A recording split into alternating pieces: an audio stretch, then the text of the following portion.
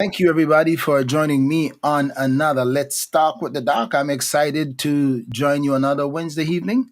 And I'm also excited because I have some wonderful ladies in the health field helping to heal Jamaica. And I am so happy to have them joining me live from Jamaica. And I am sure you will enjoy this conversation. I don't know what's gonna come out of it, but as we probe and as we go forward, we'll find out what's there. So join me, hang in there, and if you just join me, make sure that you share with your friends so we can all enjoy together. Hang in there. I'll come right back, and then I'm going to talk to these wonderful ladies.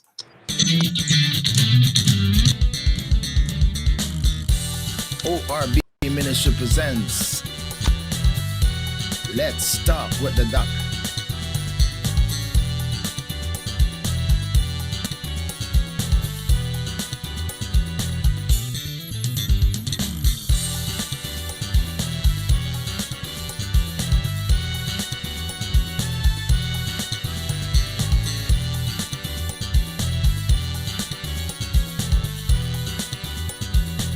Grace Without Borders podcast.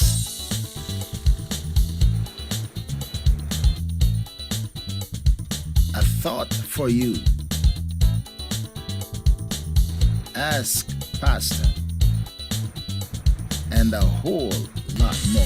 You never know what's next or who will join the conversation.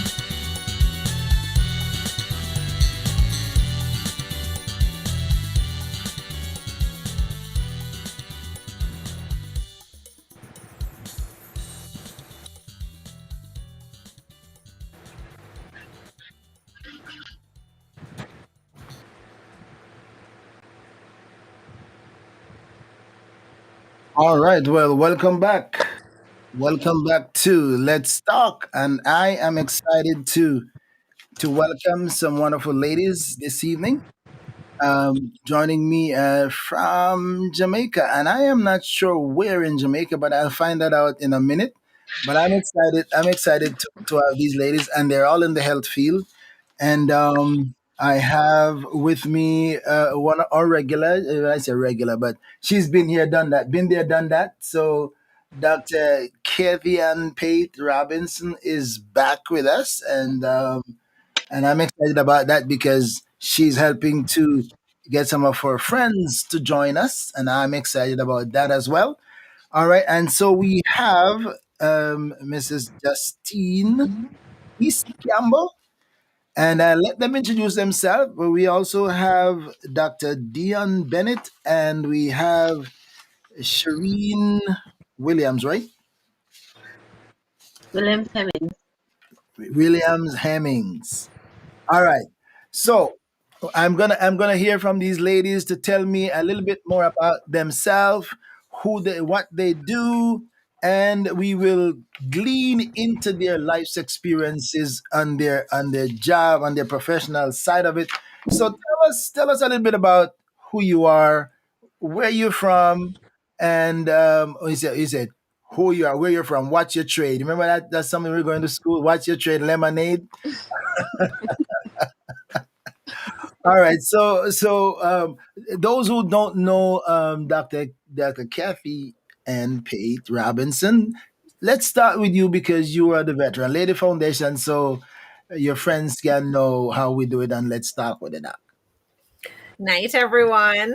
Good to see everybody. So, I'm an internist, wellness specialist, infectious disease doctor. So, wear a few different hats, but we're, as with the whole of the rest of the world, fighting COVID in Jamaica, as with everything else, because the rest of health didn't stop when COVID started. And so, I'm hailing from Kingston. These ladies are some of my friends. They're also hailing from Kingston or fighting the battle together. And so I'm going to let them introduce themselves too. Thank you, Sister Kathy, and Lady Denise is giving a shout out to wonderful ladies. Good to see you. All right, let's go with Dr. Bennett. Tell us a little bit about you. Hi, good evening, everyone. I am Dion Bennett. I'm a registered physiotherapist. I've been practicing physiotherapy now for the past 23 years. I am presently the director of physiotherapy at the University Hospital of the West Indies. I am a Kingstonian, born and bred in Kingston under the clock. Um, Another clock. I haven't heard that in a long time. I am a physiotherapist. We are involved in assisting patients with their rehabilitation needs, and that is my calling. I couldn't see myself doing anything else than doing physiotherapy. I couldn't see myself doing anything else. That means she has to be really good at it because she can't see herself doing anything else. Of all the other things that she thought about and tried, that she narrowed down to this one thing. This is what I was born for. All right, so we'll find out a little bit more of that later on. All right, let's go to Shireen, who is the social worker. Tell us about where you're from and a little bit about you. Hi, good evening, everyone. I am Shireen Williams Hemmings, and as Dr. Beckford said, I am a medical social worker. I am a colleague of these lovely ladies. I am the current head of medical social work at the University Hospital of the West Indies. And likewise, as Dion mentioned, social work chose me earlier on from high school, got involved in service clubs. Didn't really know much about social work at that time, but somehow I was just led in that direction. And as I continued to serve the community, luckily there were other students who were ahead of me, who were enrolled in the UWI social work program, and the rest is history, as they would say. I've been practicing medical social work for 13 years. I love what I do. It's one of those professions that you have the opportunity to work very closely with the most vulnerable. Not saying that we are not involved in cases of persons who are, you know, from a higher socioeconomic status, but who are having challenges. So the clientele that I serve, it's multifaceted. The issues that they are experiencing are also multifaceted and complex in some instances. So that's just a little bit about me and what I do. Oh, I'm from the beautiful parish of Westmoreland originally, migrated for university, and Kingston has most opportunities, so I stayed. Did you say you're practicing for how long? 13 years.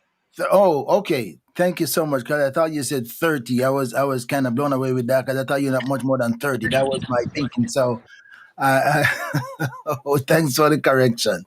All right, all right. Thank you. All right. So, let's hear from Justine. Hi, good evening, everyone. So, my name is Justine East Campbell. I'm a registered associate clinical psychologist, and I am, like mentioned already, I'm a colleague of Dr. Pate Robinson and Mrs. Shireen Williams Hemmings. So, I work primarily in a hospital setting where I provide therapy, but I also work at various private practices where I conduct psychological assessments or testing. So people who want to learn about their IQ or their emotional functioning, they want to know if they meet the criteria for any disorder. So in terms of diagnosing them, that's pretty much what I do. I am born in Kingston, but I was raised in Montego Bay and moved back when I came for university. Yeah. Okay. All right. I hear you now. All right. So these ladies are all professionals, and I'm excited about that because they all appear to be young ladies who have given years of service, and I know we can't judge the book by the cover. I understand that, but I'm gonna ask, and I don't have time to really glean through, but let me glean a little bit through the bio that I see here. Um, Shireen, graduate of University of the West Indies Mona campus with a Bachelor of Science degree and Masters of Social Work with clinical specialization. She's the head depart, and I noticed that there are a couple of heads here, right? A couple of heads. So this must be a good group here because when the heads are here, then the whole life of the organization and the system is here, right? So that means you know the function and the operation of your department, so you can tell me what's happening there. Shireen also is do adjunct lecturing in the Jamaica Theological Seminary. That is interesting. You do lecture in a theological seminary. Tell me about that. It's a theological seminary, but they offer a social work program as well, and they do incorporate some amount of theology and just Christian education in general. But the core courses that are required for persons who are studying to become a practicing social worker, those are covered. So I also noticed, and I'm going to come back to the other lady, but I also noticed that you said social work shows you. Yes. Some things in life we choose, and then some things are carved out for us. Some things we just kind of fall into it. We just happen to drop into it, or the door open and we just plunge into it, and and we got stuck there. So that's how it shows you. Well, not stuck there, but doors, windows open that I didn't know exist, or that they existed. So similar to most young girls or young children in general, I thought I wanted to be a doctor, a medical doctor. And for some time, I was sure that that's what I wanted to do, but strangely enough, as I got older, I realized that I don't necessarily like a lot of blood. So I'm saying to myself, might not be a good fit. So I toyed around with teaching as well for a while. So when I started sixth form to do my A levels, I knew I was going to university, that without a doubt, but I wasn't sure just yet where my path would lead me. I knew that medicine was out of it because I didn't really like the blood, as I mentioned, but I did biology just enough. Um, so I actually had like an eclectic sort of situation, mostly arts and some social sciences. So when I started sixth form to do my A levels, I wasn't sure then either, but I went to the social sciences. So I did history, literatures in English, sociology, and of course you had to do the compulsory communication studies and Caribbean studies. And whilst at the Manning School in Westmoreland, I got involved in Interact Club. And Interact Club is sort of the youth version of Rotary Club. So I got involved in that, and we did a lot of outreach activities. So we had fundraising activities to assist the needy. We did a lot of environmental activities as well, beach cleanups and that sort of a thing.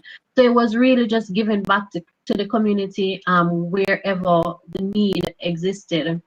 And once I started doing that, the gratitude expressed by the persons who we've helped, or just the feeling that you get from making a meaningful impact in the lives of persons, or just to see what you've accomplished by way of your tasks or your goals.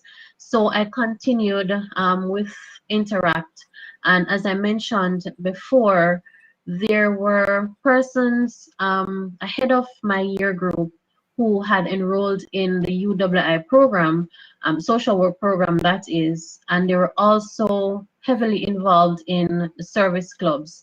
And one thing led to the other, and I started to inquire about the requirements to enroll into the social work program at the University of the West Indies, Mona. And so as I said, I got into the service clubs just by sheer chance. But a part of the requirements for doing the social work program is to have some amount of voluntary hours or having volunteered for a cause. So I already had that without even knowing that I needed some amount of service hours for the program. And of course, you had to write a letter of intent. What do I intend to do? How will I make a positive change in the society? And yeah, that's how I started. I mean, I don't feel stuck.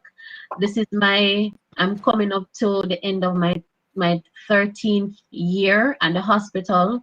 I've also had the opportunity to, you know, I have been exposed to many areas of the hospital, serve a variety of clientele, with varying issues and requiring different interventions, and just your overall activity as a social worker. On any given day, there's going to be something new, or a new challenge that you have to work with your client to overcome. So it's never a dull day. And I've been going on 13 years. If I was stuck, I would have run a long time ago. So it's fulfilling. It's hard work. It can be a little overwhelming at times when you see the severity of your client's situation, and just the challenges that they've had to endure and work to overcome. I've had the privilege of working with persons who are HIV positive. I'm very passionate about working with that clientele. I did that for almost 10 years, still apart. My former colleagues, they can't get rid of me. I'm attached. I've attached myself to them, and I continue to give off myself as much as possible. So although I didn't know about social work and I didn't initially choose social work, I think that my path was charted in such a way that I'm fulfilling my purpose, or I'm fulfilling a part of my purpose on this earth. And when I get that feeling that maybe I'm not giving enough, or I'm not helping in the way that I would want to, then maybe at that time I'll do the self introspection and say, all right, do I need to focus on a different aspect of social work, or should I channel my energy and my skill set in another area? But for now, I'm happy doing two components of social work: practice in the field as well as teaching those who are hoping to do what I'm doing. So I can use my professional experience, my professional competency to groom those who are working to become professional social workers. So yeah. All right, I hear you loud and clear. That's the whole litany of it, right? Yeah. All right. Well, thank you so much. And just FYI, my wife has been a social worker for many many years. She's moved on to management now and stuff like that. But she's been a social worker, so I've been under the umbrella of social work, and sometimes I've been assessed and evaluated too against my will. But but I but I know about that. All right, so Miss Justine, you did tell us already about yourself, right? Yes, a I little bit. was so brief that I kind of forget it. It was a little bit brief. Did you want to? So tell me, Justine, what drove you to psychology? Wow. Well, I was actually listening to Mrs. Hemmings and her story and saying that she really sounded like she knew immediately what she wanted to do and why and how she's gonna get there. And to be honest, I cannot remember what first led me to wanting to be a psychologist.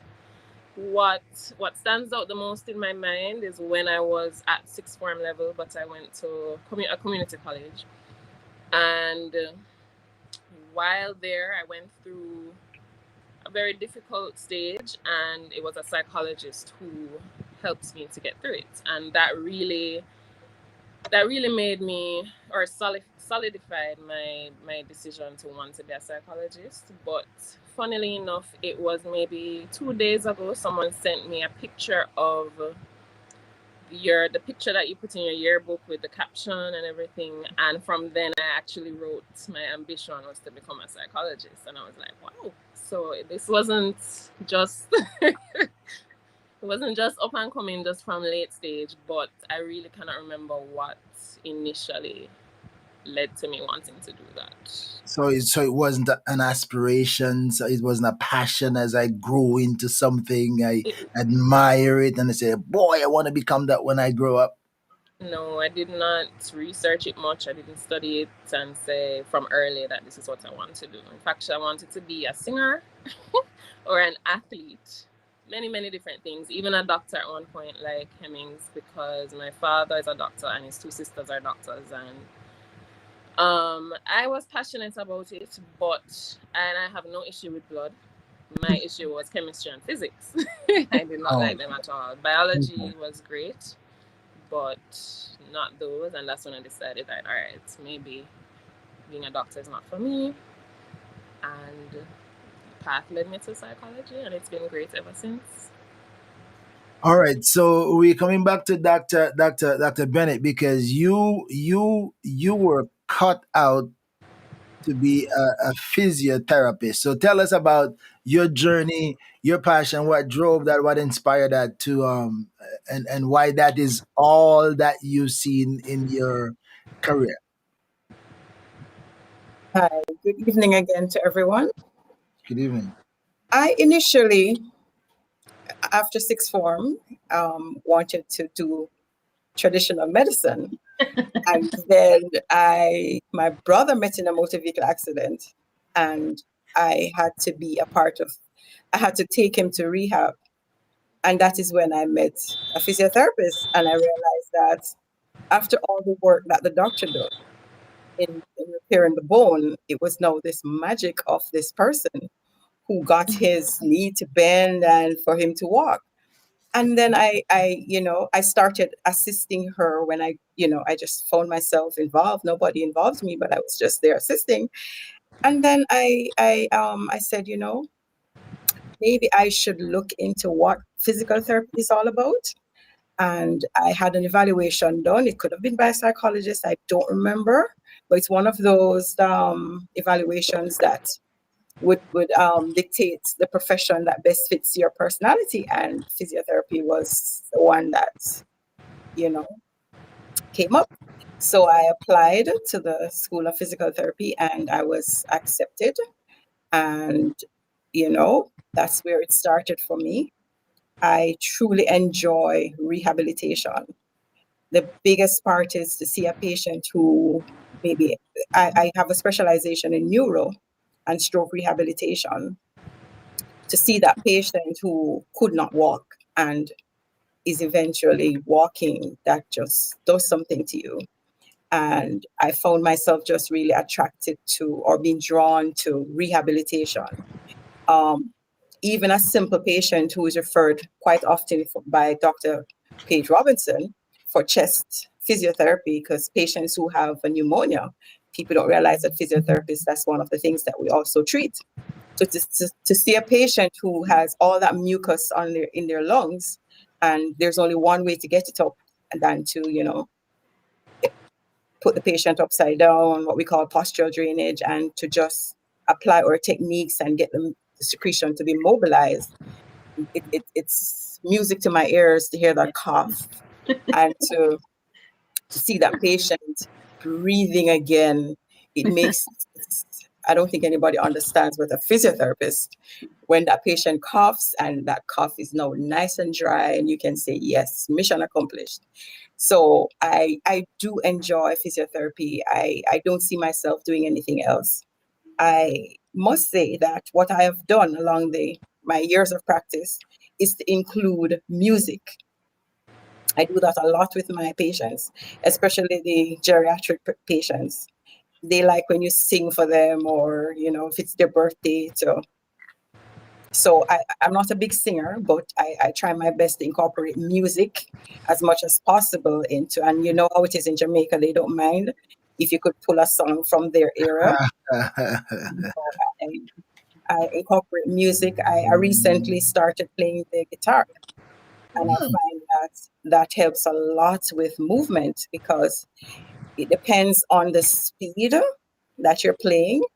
It assists with motor control, and you can get the patient to move. Patients that have problems with coordination, for instance, that strumming of the guitar and the music does help them to get their gait pattern.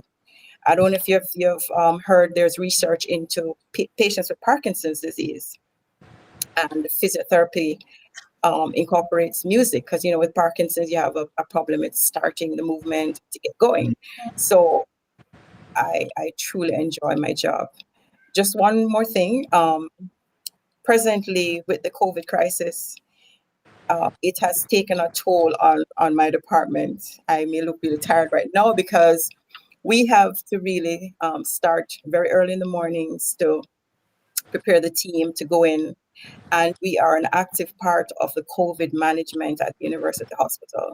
So all patients who are tested positive for COVID are referred to physiotherapy. Dr. Paige Robinson ensures that those referrals are really timely.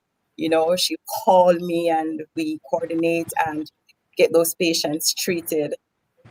It's not just about their chest. You have patients there who are in bed for a prolonged period of time, and you need to make sure that you're moving. So we are called the movement specialist, and I'm proud to be a movement specialist. Thank you. I kind of like that. I kind of like that. Um, uh, but I also know, while some patients want to love what you do, they don't like to do what you want to make them do,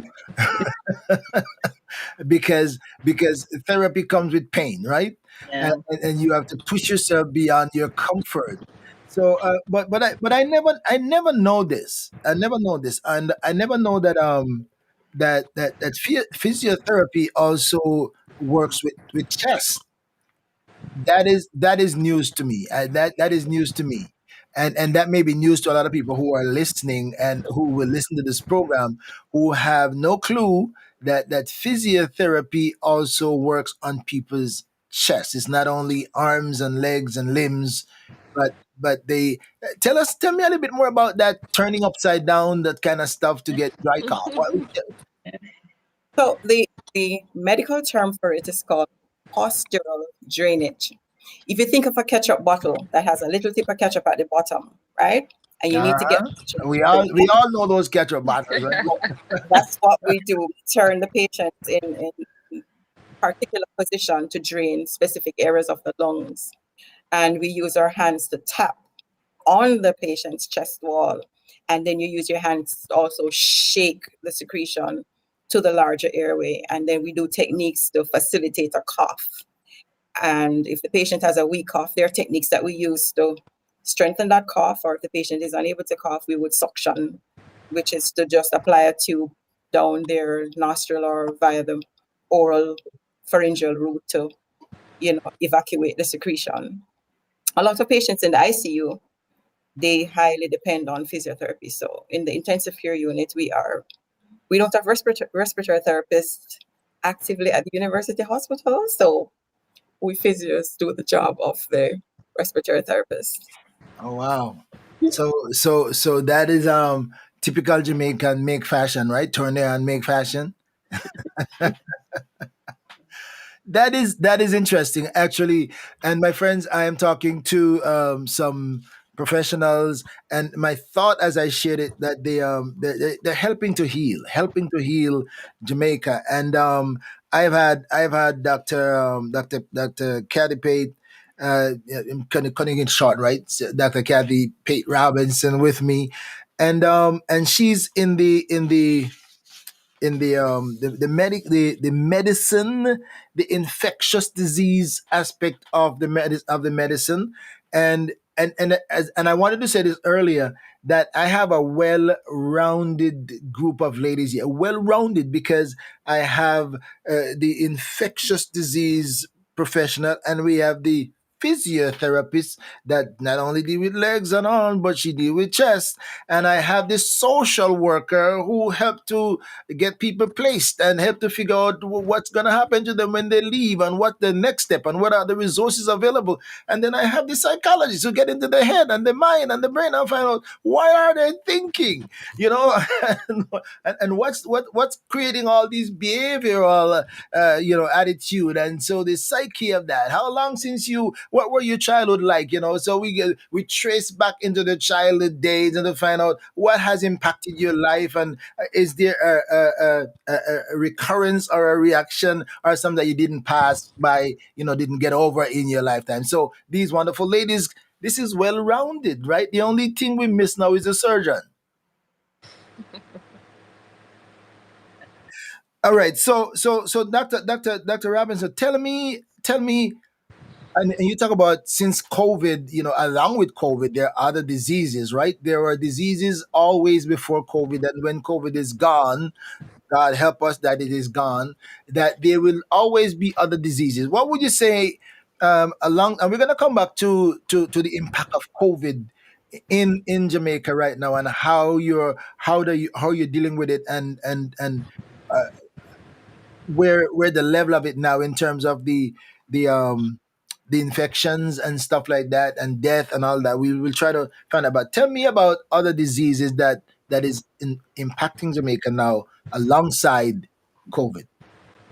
Well, the things that stand out the most to me right now are the lifestyle related diseases, the high blood pressure and the diabetes and strokes and heart attacks and heart failure, things like that, or sometimes things sort of related to stress and how we behave to relieve our stress. So some people drink, and so they might come in with a bleeding stomach because they've been drinking more alcohol than usual.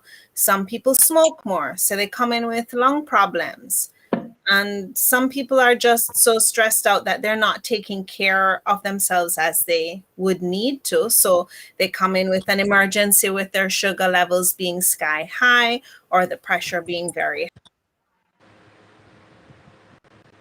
high, and we tend to get other things like dengue will surge every now and again. And so we have that come up from time to time. But it's really the lifestyle related diseases that are neck and neck with COVID for taking up the emergency rooms.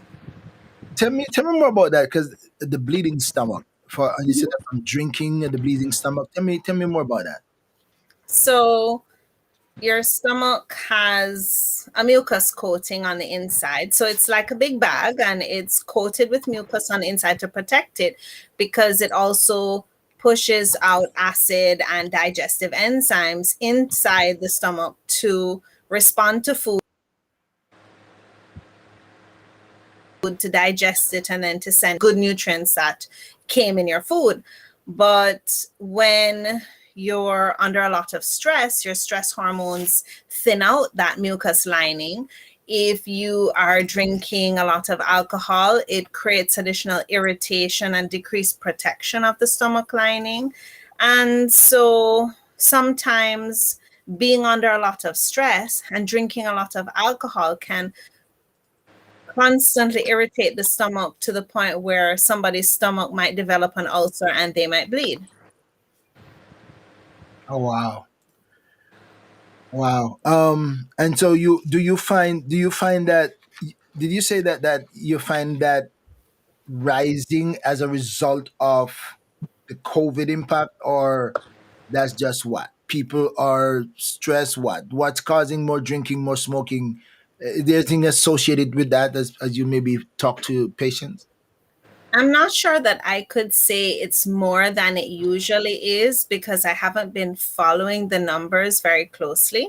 But it's notable to me at this point, seeing a lot younger people with high pressures, seeing younger people coming in with a bleeding stomach, or seeing a greater proportion at the same time of older people coming in with their second or third or fourth or fifth stroke, coming in with heart failure, coming in with other problems that, to some extent, if they were, you would hope that if they were getting to do all the protective things that they should have been doing, then they would have avoided having to come in again with an emergency. So sometimes you wonder, is it the stress that everybody is under and the change in just your economic situation with COVID? So many people aren't working. So many people are having challenges buying their medication. You know, if they're not working, then it sometimes becomes a choice between medication and food. And that might mean the medication might get left. Hmm. Okay, so what would you say if that's not attended to, for example, the bleeding chest? What's the ramification on that? Well, they're probably going to end up in the emergency room, but and need treatment and being admitted to hospital, but to whichever hospital is close to them. But sometimes if you have an ulcer develop in your stomach and it's very close to a very large blood vessel, then if the ulcer gets worse and erodes into the blood vessel and it's big enough, you can bleed so quickly and so extensively that you might not make it to the hospital. You could potentially die from bleeding from your stomach. Wow. It's not as common that that would happen, but it does happen. Wow. That is that is interesting, and I've heard the story. I've heard it. I've heard it here in America too. That people have to be weighing between: do I get food? Do I get my medication? And with all that stuff. And normally, generally, in my thinking, that people would go with getting food, because getting food and then pray.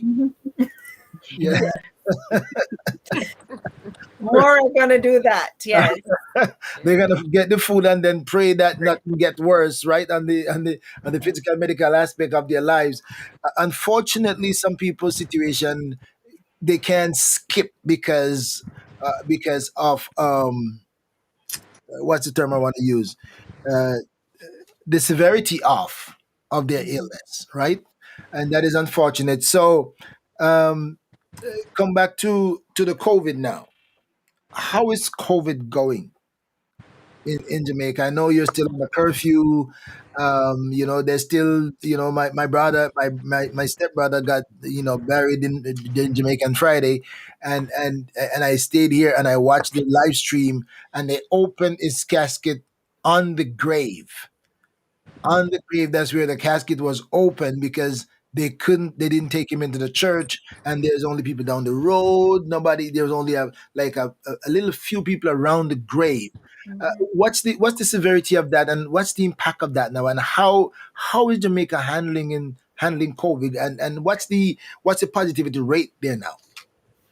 So we are, in essence, coming down from a surge of cases. So some people would call it our second wave compared to last year in about the beginning of the school period. So around September, October, we were in a surge.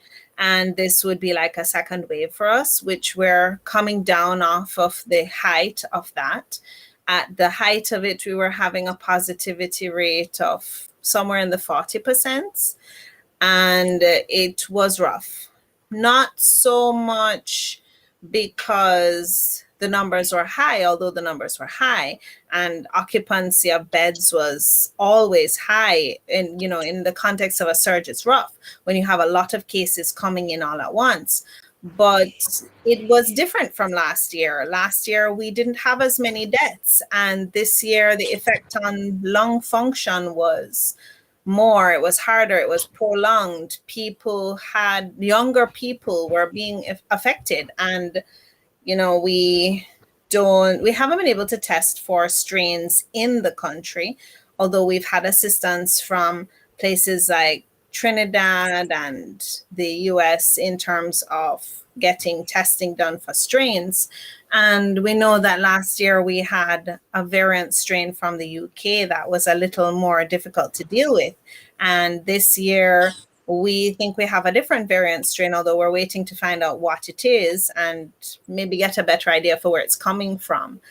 But people have been far more ill, and a lot more young people being severely ill, and a lot more people dying. The death rate has been higher this time around than it was last year. I'm a little surprised to hear that. I'm a little surprised to hear that. I didn't know that. I didn't know that that the death rate has gone up in Jamaica. I didn't know that people are getting more ill in Jamaica right now, and I didn't know that there are more young people that are being affected. So that is kind of news to me, and I don't know how many people know that because I don't hear Jamaica news because I'm so busy listening to news around where I am, and news is breaking all the time. Yeah, but thank you for letting me know that. I did not know that.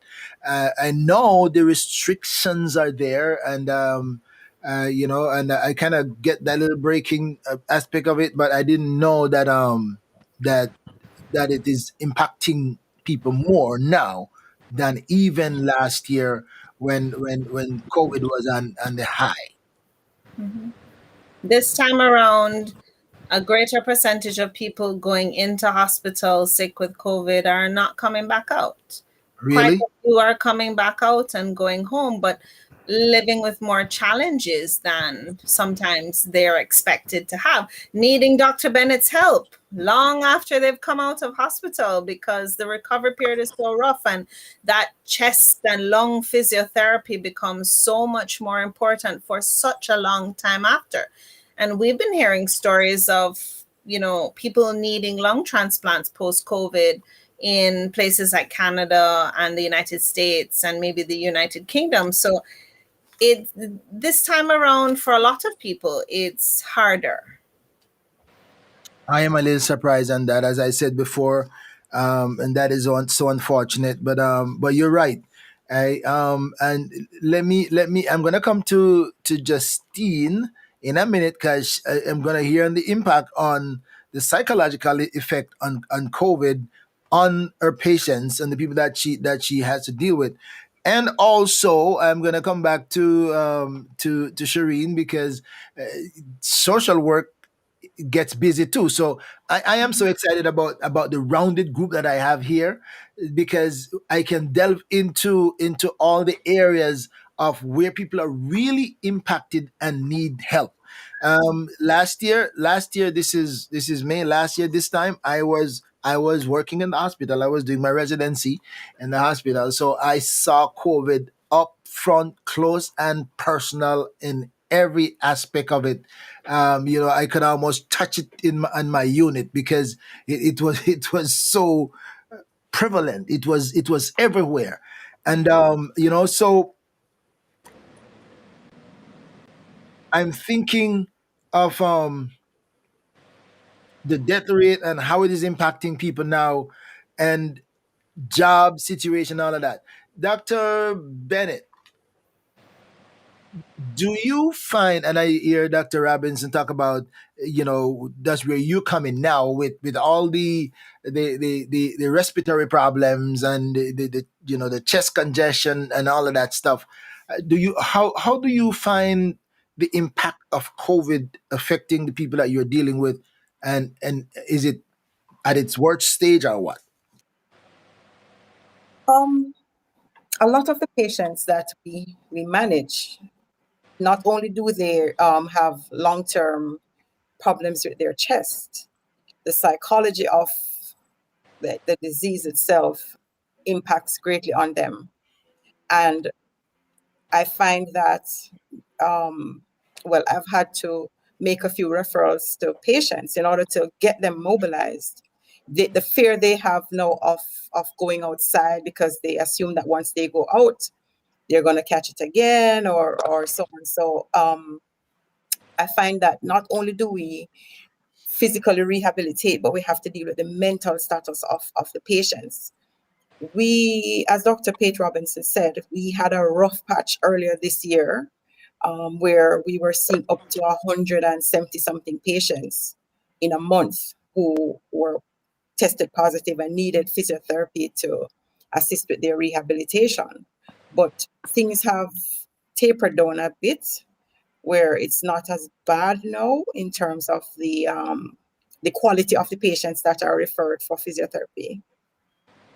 What we try to do is to patients who are, discharged from hospital and have no access to a physiotherapist seeing them, we have set up virtual sessions to see, just to check in on them, to make sure that they're actually doing their exercises and so on. But right now, the numbers are not so bad, so we're coping a little better in terms of the physiotherapy management of those patients.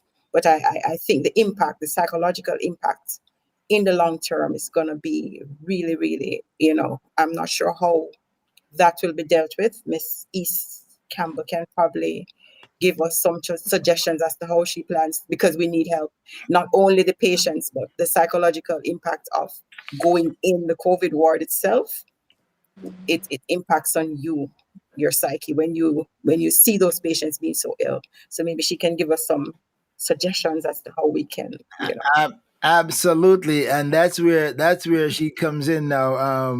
Miss Justine East Campbell, you are on top of the front line, because everything is psychology, everything is psychological, because that's how we function. Right, we function from our brain, and the psychology of that, the impact. I can talk about the psychological effect of that, as from a chaplain perspective, during my time in the hospital, where I had to minister to myself, and I had to minister to nurses, doctors, technicians, and the people who take care of the place. I have to talk to everybody, because everybody was psychologically impacted, afraid to do this, afraid to do that, intimidated by, don't want to go in there. So the psyche of that was profound. So Miss Justine, tell us from your perspective as the psychologist among us. First of all, before you tell us what to do and how to approach it, tell me about your experiences with patients who are being psychologically affected by the impact of COVID, and the ranges of that.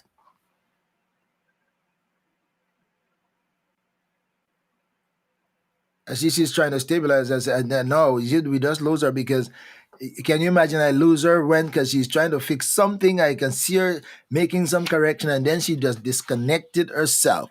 All right, so we look forward for her. Okay, she's trying to appear again. Okay, so guess what? Because you got cut off, we lost your audio. So you're gonna have to start all over to get your audio back, because maybe you got a phone call or something that cut your audio off. So you're gonna have to start all over and do the process again, and then we'll get back to you once you get a chance to log in again. All right. So we can get your audio back.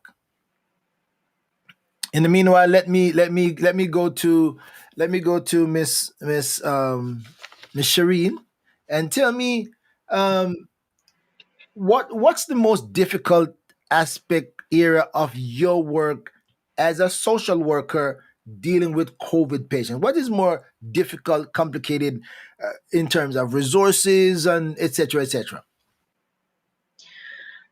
So, as Dr. Pete Robinson said, the onset of COVID, in addition to all the other issues that were present, made our jobs a little bit more difficult. As a social worker here in Jamaica, one of the main challenges that we experience is access to financial resources. Um, in addition to limited financial resources, we also have a challenge with placing abandoned persons or persons who were homeless and were brought to hospital for care. With COVID, or the onset of COVID, you have situations whereby family members are quite nervous, quite anxious or and hesitant to assist relatives who have been diagnosed with COVID, who were admitted to hospital because of poor health as a result of COVID. Mhm. And what we have found, because protocols have been implemented by the Ministry of Health, places that would offer assistance for those who are abandoned, those who have nowhere to go, they are now no longer accepting new admissions. And it's a means of trying to, control the spread of COVID, to prevent infection of, residents already in these institutions. So we're faced with a very difficult task. On one hand, we understand the importance of getting patients out, not only to make space for new patients, but because the longer an individual is admitted to hospital, the greater the chance that they may acquire some hospital they may get infected with some hospital acquired infection. So we generally work with the doctors and nurses to get patients off the wards once they're ready, they're physically fit to go or medically fit to go. But with COVID and the protocol in place for no admission to any institution, we're we're between a rock and a hard place because we have nowhere to put them, and it's as a result of COVID. So it makes our job that more difficult. And feelings of loneliness, feelings of just not having anywhere to go or anyone to provide support is what our clients tend to experience. So separate and apart from coping with their diagnosis, not having any or having limited social support also compounds what is happening as a result of the pandemic. So it's really difficult. It really has been a challenging year, just over a year since the first case of COVID was identified in Jamaica. Our clients, they're struggling that so much more than before. You see where the dynamics of the family has changed, their ability to cope, their stress levels are super high. So it's been quite a challenge. We have not been daunted by this challenge, I must say. My team and we have been doing everything within our power to get persons going. So we often turn investigators trying to locate distant relatives if no immediate relative can be found. We work closely with external agencies who may have a presence in communities, who could serve as a liaison between ourselves and relatives. The police, the Jamaica Constabulary Force, has also been very helpful when we need assistance to identify relatives for persons who have been abandoned in the hospital. So we try to find creative ways to get the job done. So whilst it's an ongoing struggle, we still press on, we still continue to do the best we can to serve our clients, because we have to be a part of that force that will help them to move from a state of distress, a state of chaos, to some semblance of equilibrium. So yeah, I it's been difficult, but Wow. um, I hear you. I hear you. Talk about institutions where you would normally yes. transfer people to are not taking COVID patients, Well, not or they're COVID not patients. taking people in general No, because of COVID. right. So definitely, for my team and I, we see the patients after they have been cleared from COVID infection. If we do need to interact with them, we speak with them via telephone. So that's how we have been functioning since the onset of COVID. But it's not a case where they're not taking them because they had COVID. They're not taking patients because they're trying to ensure that they limit the exposure of their residents admitted to the facility, because those institutions are generally institutions where you have elderly persons or persons who have suffered a stroke and have comorbidities, or just those persons who are vulnerable by virtue of their whether their age or health conditions. So it's a way to ensure that you don't introduce or you introduce no one into the facility, and it's a preventative measure. So on one hand, I do understand the need to protect those who are admitted, but then you know it's a little difficult for those who need the help. But because of the situation with COVID, it's like you have to have stringent measures to keep persons safe. So it's a delicate balancing act.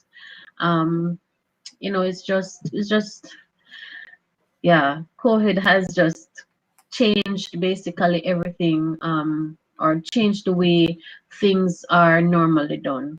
COVID is a wrecking ball, a one man wrecking ball that is destroying everything. So now we have Miss. Thank you, Shireen. Now we have Miss Justine is stable now. We hope, right?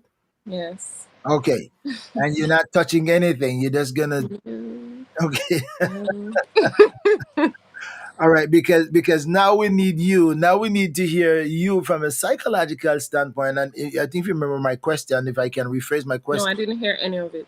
you didn't hear my question. So my question was, from your perspective, how do you see the impact of COVID on patients in terms of the psychological effect of that beyond what the normal life experiences that you're familiar with? Do you see an escalation in people being psychologically affected? Are people losing their minds? For which reason? And if they are, what do you think are some of the main causes that is happening? Right. Well, definitely with the patients I primarily see, there has been an increase in unemployment, um, homelessness, and along with those, food shortages and so on. So I'm definitely seeing an increase in depression, anxiety. A lot more patients are reporting stress. Um, and even those who, for example, those who previously were depressed, previously experienced anxiety and so on, it's now way more advanced, way more severe. They're needing more interventions. More patients have to be referred to a psychiatrist because they need medication as well as psychotherapy. So there's definitely, you're definitely seeing the impact. But I would say that unemployment is one of the primary reasons. A lot of persons have been laid off because of COVID. A lot of persons are working reduced hours. So I've heard a lot of cases, which I'm very proud to hear of, where a lot of bosses have really, really tried to hold on to their staff. They're really doing their best. So they might not be able to work 7 days a week or 5 days a week, but instead it's 3 or 2. And they try to give every staff a rotation or a shift so that each person has an opportunity to make money. But of course, they're making way less than they were before. They can't keep up with their bill payments. They can't buy tablets for their children to go to school. And yeah, so definitely a lot of chronic stress and chronic disorders for a lot of persons. Okay, so all right, that's for the patient. All right, Right. now what we heard earlier is Mm-hmm. that your coworkers, your fellow coworkers, also need your help in dealing with the psychological effect of it, because after a Mm-hmm. while, these things become overwhelming.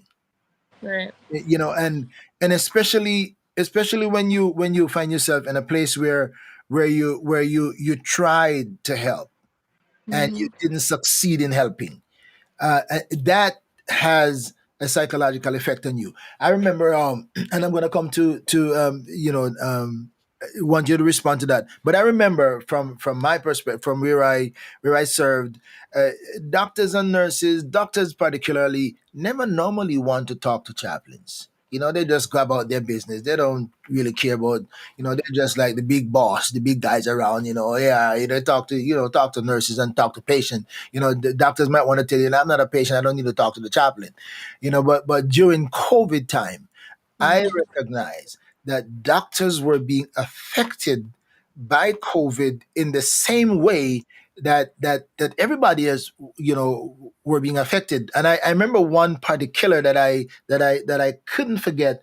That in talking about people are dying more, there was a time when nobody survived the code blue.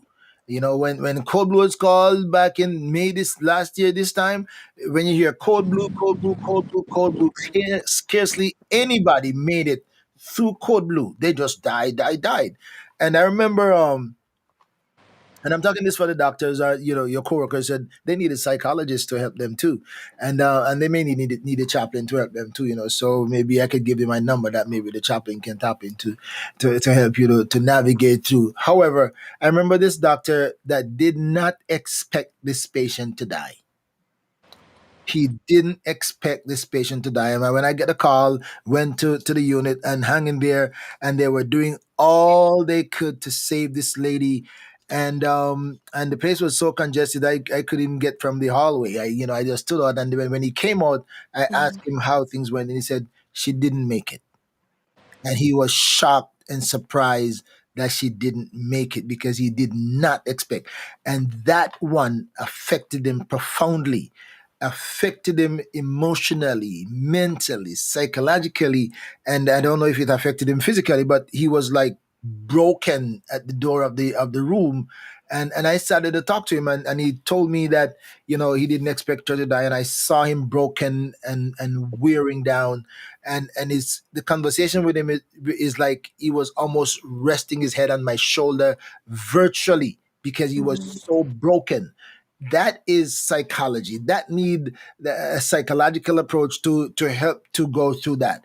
All right, so how do you help your your coworkers who might find themselves in that predicament? What's your Mm-hmm. suggestion for them to what the approach should be, and the reaction should be when they become overwhelmed over something that they've seen so much of it, but some just that they can't help? Right. Well, um, I'm not a doctor, of course. Pete laughing at me.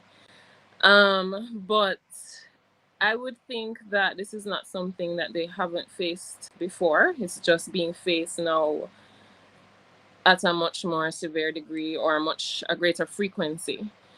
but doctors do lose patients all the time. But I would say that it's very important for them to focus on what they've done. I know, like, for example, my father, as I said, he's a doctor, he's a surgeon. So if you had told me, I would have invited him on Oh, the show so you could have had the full I know, right? If I, feel. if I if I thought if I was communicating with you guys, I know that I would have given the opportunity. But maybe next time we can talk to the surgeon. Right. But I know that he would sometimes review what he did for a case, for a more severe case or a case where he really felt bothered by it. He would think about, and I don't mean in a extreme sort of way. You don't want to get carried away and try to over research things, but at least double check yourself, your work, what you did, and reassure yourself that you did your best. That's very important, and that you of course can only control what you can control. So with medicine, we know that there's some things that are out of our hands, and we can only do what we can do.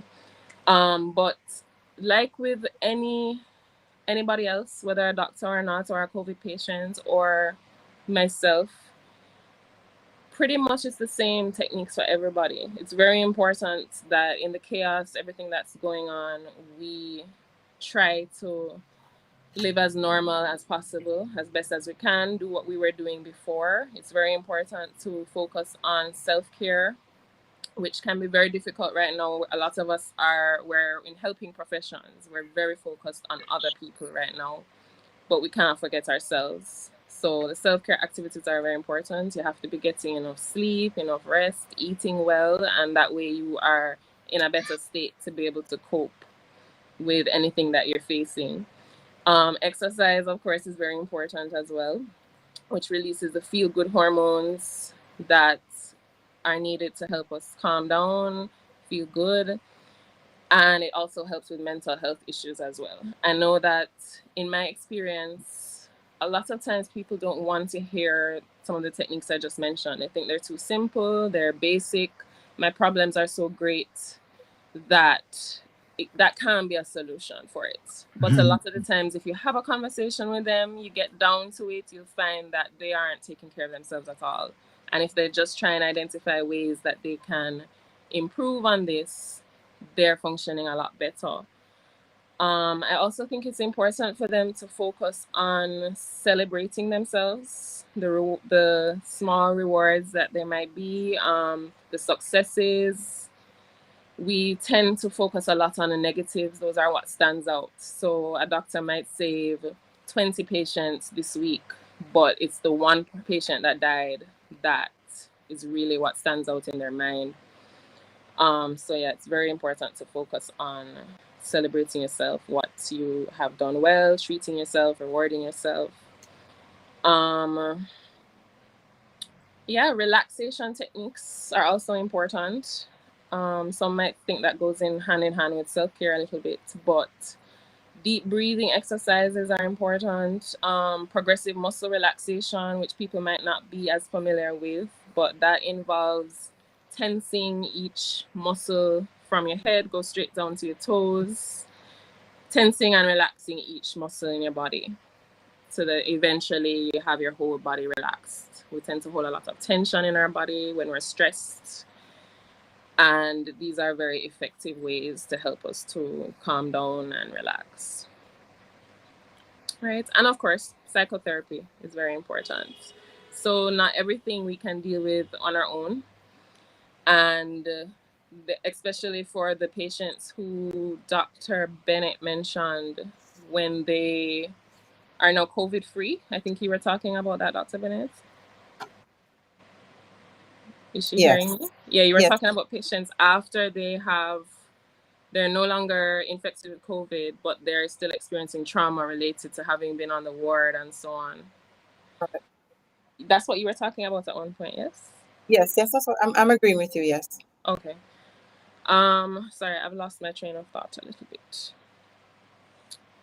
Okay, so until you regather that for the next few moments that we'll have, I saw when you talk about eating right or resting. I saw a big smile on Dr. Bennett's face. I don't know whether that smile was agreement or guilt or what. I don't know what suggest, but it was very suggestive on her face as you say. I don't know what that was. No, I am just agreeing with her totally because as the director of my team, we try to ensure that we incorporate a lot of craziness, if that's what you'd call it. But we exercise, we do group therapy, we exercise, we buddy with each other just to make sure that everybody's okay. I go to the gym. I I make sure that I take care of myself because I know in order for me to take care of you, I have to be mentally strong. So Mhm. after work, I go to the gym, I do my exercise, and I do feel so much better after that exercise. Yes, I was actually smiling in agreement with what Justine was saying, that exercise is very important. And I also tell that to my patients too, that if I can do it, so can you. I would Right. agree with her. I totally agree. I totally agree that those things are important because and from a psychological standpoint, I'm not a psychologist, but I see if you should agree with me. From a psychological perspective or standpoint, just to break away from Mhm. something, the intensity of something that you're doing consistently, just to get indulge with something else for a moment, that maybe just find a line of a comedy. If you like comedies, find something that a line of a song or something that just change your focus for a moment, because the combustion chamber could blow up if Mhm. you just stick to the intensity of what is your major concern, as opposed to just redirect your mind for a moment and just think of something that make you laugh, that calms you down, similar to taking relaxed moments and stuff like that. If you like something, just grab your phone and take a couple of minutes and into the break room and just look at something that makes you laugh, right? Right. Because that makes you laugh for a moment, just release the tension for a while so that you can recoup or regather your composure. And so you at least just a moment of breaking the intensity of the cycle could make a difference. Mhm. Yeah, that's definitely true. And a lot of people don't know that we actually control our emotions. So we have the power to change when if we're feeling sad or we're feeling angry. We can just think about something that makes us happy or imagine us in the situation, and it can completely change how we feel. And our brain actually doesn't know the difference between a real life situation and your thoughts. I absolutely agree. I am talking with these wonderful ladies from live from Jamaica, who are working in the health field, and they're facing COVID from all different angles. I hear you, Justine. You talk about the rise of homelessness, and Yeah. I'm wondering, uh, do you know what the cause of the rise of homelessness is? That because of the job situation? Is that because people can't keep up with their rents or their mortgage or what it is? Or what's some of the factors that is causing the rise on homelessness? hmm Yes, the unemployment is the primary reason. Sometimes it's social support issues in that regard, but it usually still leads back to unemployment or financial difficulties. So a lot of our patients don't have high social support. So when Right. they're facing financial difficulties, there isn't auntie, or uncle, or a cousin, or anyone to go to say, "Can I get some assistance with this?" And then a lot of those who actually do have social support, those persons are also facing their own difficulties. So right now, they're not really able to lend a hand, or not in the way that the person really needs. They don't have any space at home to give them a room, and they can't assist with helping to pay for their own place or their rent. That must be a real predicament, and I can only imagine. I can only Yes. imagine that. Do you? And anybody can answer this one. Do you? Do you see any rise in suicide because of the impact of COVID, or the change of lifestyle, or the inability to function like I used to, other than psychological? Do you see people get to the extreme in that? Do you have any report on that? Personally, no, I have not experienced an increase in suicides, but along with the increase in depression, there is an increase in suicidal ideation and thoughts about doing so. But again, many of these persons they're not presenting with a high risk because they don't actually have a plan. They have not actually outlined how they would harm themselves or what they would do. But there's still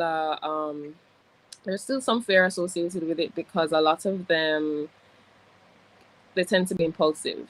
So they might tell you that um, they might walk into the street if they feel like they might just walk into the street and hope that a car will hit them and that kind of thing. So we have to look out for those kinds of stuff because they might not have a plan, but if they feel the weight enough of their troubles, they might just act impulsively.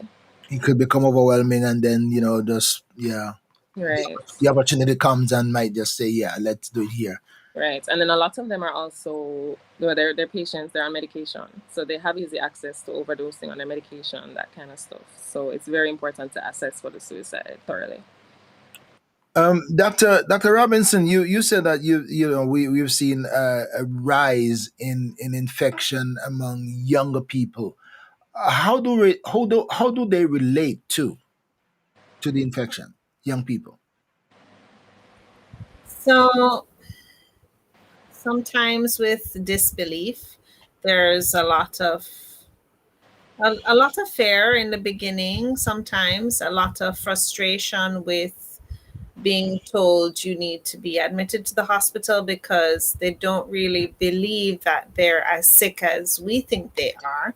And sometimes there is a thought that I can go home and take care of this at home, and I don't need to be here in the hospital. I don't need all of this help. And then sometimes as they get sicker, and sometimes it can be quite rapid, when they get sicker, sometimes for some there's a tendency to want to give up because it's taking too long to get better or it's too hard. And the challenge with COVID, as you know, Bishop, being isolated, being away from your family, being away from your friends, not having the physical presence of the people that usually support you. It's well and good to say, I'm going to talk to you on the phone, I'm going to email you or FaceTime you or whatever, but it's never enough. And the people that you see, they're taking care of you, but they're also busy trying to get their work done and not die under layers of PPE. So in the heat, it's hot here, and that doesn't necessarily mean there's air conditioning. So it can be challenging because then you lose that personal touch. And I find that in general, most Jamaicans are people who love contact. They really are used to being in contact with people all the time. And for people from a close knit family, being isolated for even one day is far too long and can lead to significant depression. One of my viewers asked a question: can some of the homeless try to join family in the countryside or districts? That not everybody do have family in the countryside and districts, and as you say, sometimes they're already full. They're already full, and with the COVID thing and the uncertainty and the fear of it, sometimes even if you want to help, you're a little bit timid in opening your door because of the fear of your own health and those who are in your household. So it is a challenge on every side. Right. But we definitely do try our best to investigate and see what might work out for each individual patient. And the social workers play a vital role in this. I was just about to add that in some instances, when we're able to I had identify relatives, distant relatives, of our clients. If they're able to assist, they will definitely assist. But we also have to take into consideration persons in rural areas, especially deep rural Jamaica. They may not um, have the resources. Um, not saying that this happens or this is the reality for all persons who reside in the rural areas, but when you have situations whereby a client or a patient admitted to hospital has no immediate relatives and we're looking at extended relatives, we have to factor in the reality that they too have their own immediate family to care for, oftentimes dependents. They too have bills and other obligations that they have to attend to. So you'll find situations whereby they'll say, all right, I can assist here or there, but I may not necessarily be able to take on that additional burden or the additional person to provide the care that is needed. And this is especially the reality for persons who are admitted to hospital as a result of having a stroke, or because of being infected with COVID, they weren't able to work. They've lost their source of income, and they're just struggling to deal with offsetting their basic needs. So it's not a case where they don't help in instances where they can, but without a doubt, the fear of the unknown plays a role in persons not being so openly willing.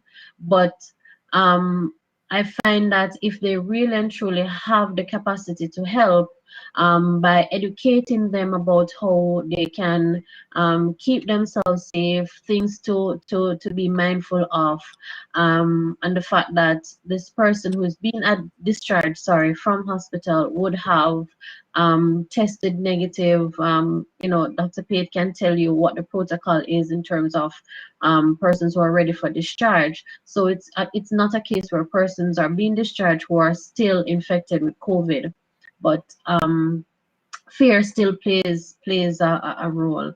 But it's not easy for relatives, and you have to understand when you are working once or twice per day, you're a housekeeper or someone who does days work, meaning you work from day to day, so you don't have a set 9 to 5, 6 days per week. So you're basically going from one moment to the next to take on the responsibility of another relative.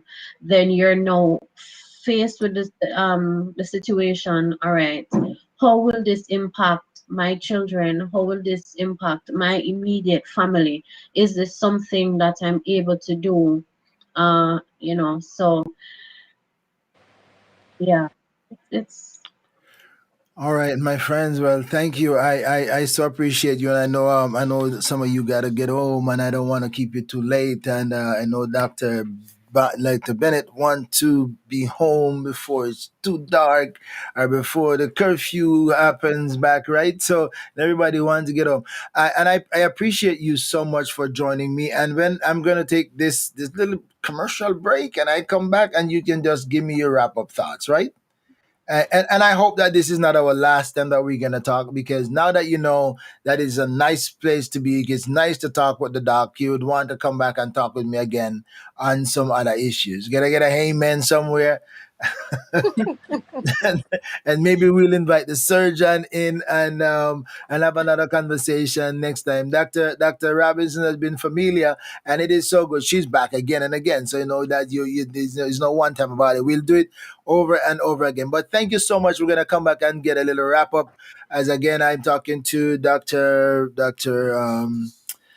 Bennett, and she is Dion Bennett, and she's the physiotherapist, and she love her job to death. And I know patients don't really like her. Sometimes they want to walk, but they don't want her to make them walk.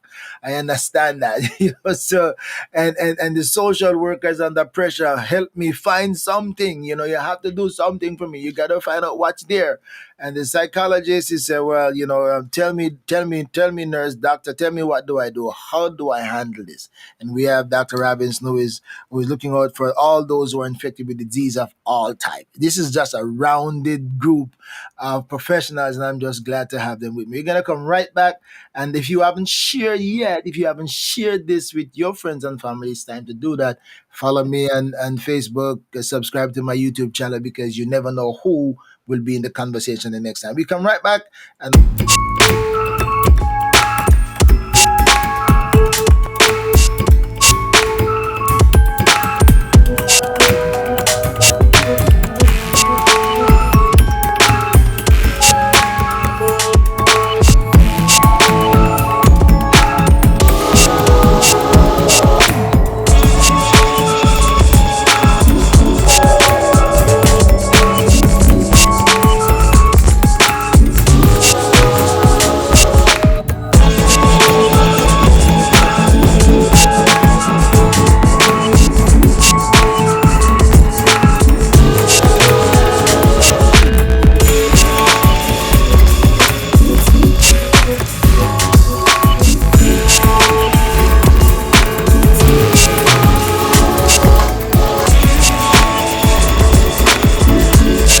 all right, thank you, my friends. And now we're gonna start. If we're gonna start with from the psychologist all the way up. Did we lose her? Every time I say, did we lose two people? Every time I say we're gonna get somebody, we lose them. Who did we lose again? Dr. Bennett. We lose Dr. Bennett. And where is Justine? I'm I here. see her somewhere at the bottom, but I don't see her on the screen. So, all right. She's back. She's I'm back. here. Who is back? Who is back? Justine is back. Well, I don't see her on the screen, so I don't see. We can see I her. can see You can see myself. her. Yes. She's disguised from me, so I. Okay, okay. I can see. I can. Okay, so let me get Dr. Bennett back in. All right. So, Justin, you can see Justin's screen is black on my side, so I'm not too sure what's going on. So maybe we'll talk. All right. So my guys, give us tell what would you tell from where you are, from your profession. What would you suggest to people who are impacted by COVID? What would you be your best suggestion? Reach out and ask for help. Don't try to go through it alone. Yeah. Is that the final answer? Reach out and ask for help. Don't try to do it all by yourself. Yes. Okay, all right, I'll buy that. I'll buy that. And I think Let me hear from the social worker. And just that it's okay to not be okay right now, and just to add to Dr. Page Robinson, ask for help.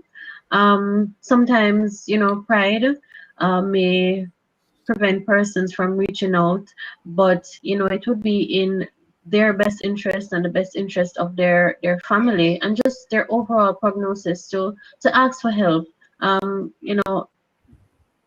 Things may not, you may not get things as fast as you may want to, but rest assured that you know the persons or healthcare providers, they will do their utmost best to assist you, to assist your family. And where we can't help you, we will definitely refer you to an agency that can provide you with the help needed. So just reach out and know that you know we're all in this together. This is unprecedented times, and we're just trying to navigate life as it's presented to us. Well said. Well said. Dr. Physio, what would you say to those who are the chest problem, the respiratory problem, the coughing situation, the breathing situation? Well, what would be your suggestion to those who may not be in an institution but would hear you? what I have told my patients or have been preaching is you have to fight this. This takes all your intrinsic motivation of every sort. You Mm. have to get up. You cannot lay down. You cannot sit down. You have to walk around your house. You have to reach out to somebody. You have to move. The important thing is to ensure that you're moving, because once you stop moving, you are going to develop complications. You have to, if it means just walking around, if it's a passageway that you have at home, walk up and down the passageway as much as possible. Do your breathing exercises, eat well, take your vitamins, drink a lot of water, reach out for help, as my other colleagues have said, because you won't be able to manage on your own. There's no way that you're going to do it on your own. Yeah. That's a great suggestion about the about getting up and moving, because I think COVID thrives. COVID thrives when you lay down, and it wants you to lay down it, and you feel like laying down, because that's where you're comfortable, because everything is not, your energy is gone, but and it likes when you lay down, and when you lay down, it feeds on that. So that's a great suggestion. Don't lay down, don't sit down one place, get up, move around, keep your body active, because you might just help yourself. Justine, I can't see you on my screen. I can see you, but I see that you're really live. So I guess something is wrong on my side. But I noticed that you're still live. So everybody else can see you except me. But I can see you on my small screen. I can see you. Okay. All right. So I would Oh, so say you're not having any audio. Maybe that's why I can't see you. We can hear But her. here, You can. Oh my good lord, she's abandoned me. All right, Justine, go ahead, because they can hear you. So thank you, thank you for cutting me out. so I would say I'm in agreement with everyone so far. I would say take everything a step at a time. Focus on what you can do. Sit down and think about what's contributing to your anxiety, what's affecting you, and make a list. Identify the things you can actually do something about. And I know it's not easy, but try and put aside for now the things that you can't address, you have no control over. I also think a lot of people need psychotherapy, but we face a lot of stigma and discrimination in that regard. So I want to tell a lot of people to try and let that go. Psychotherapy is for everybody. Even psychologists need psychologists. Social workers need psychologists, doctors, everybody. It's not quote unquote for crazy people or mad people or anything like that. It's for everyone. And there are a lot more um, options. There are reduced costs sometimes for psychotherapy now. There's virtual access, so you can be anywhere. You could be at the hospital and you catch a 20-minute break and you can talk to a psychologist. So, try it out and see if it works for you.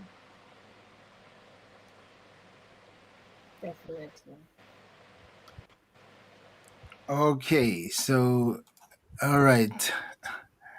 I don't know what happened there with Justine. Okay, so finally I get you guys back. I didn't hear a thing that Justine said. I'm gonna have to listen to her on the live. But I just noticed that The good stuff. her mouth stopped moving, so I know she stopped talking.